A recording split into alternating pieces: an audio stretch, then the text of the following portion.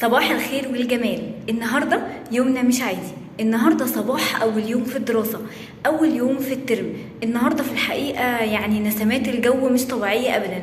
الولاد كلها فرحانة إن هم رايحين المدرسة عشان هيكسروا بقى روتين الأجازة وهياخدوا بقى الأدوات المدرسية الجديدة، وكمان في ناس كتير جدا هتلبس اليونيفورم اللي هم أصلا بعد كده بيعترضوا عليه، بس بالنسبة لهم دلوقتي الله الله على الجمال.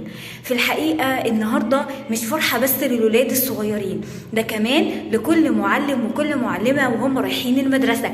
أيوة أنا كمان قاعدة مستنية، أنا قاعدة مستنية زي ما أنت ما قاعد كده مستني بالظبط، زي ما انت ما قاعد مستني تروح المدرسة وتشوف اصحابك وتقول يا ترى مين هيديني العربي، مين هيديني الرياضة، وهكذا مين المدرسين دول، ويا ترى انا احبهم ولا لا.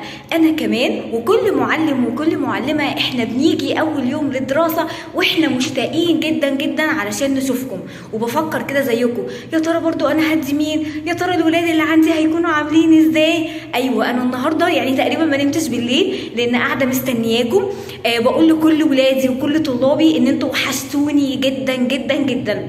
انا بجد النهارده قاعده مستنياكم يعني بمنتهى اللهفه، ما تقلش ابدا عن لهفتكم، بس يا رب ما تبقاش اللهفه بتاعتكم دي اول يوم بس في الدراسه، لان انت بتصحى بدري مع انك امبارح اساسا ممكن تكون ما نمتش طول الليل، بس النهارده عشان حاسس بحاجه كده مختلفه، حاجه جديده، هتشوف بقى اصحابك وهكذا. انا كمان ما نمتش امبارح طول الليل خالص وقاعده مستنياكم لان انتوا بجد وحشتوني.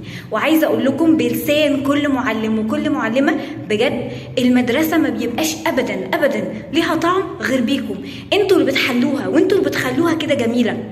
في الأيام اللي احنا بنيجي من غيركم المدرسة بيبقى طعمها مش حلو أبدا، تبقى طعمها ماسخ كده ملهاش روح.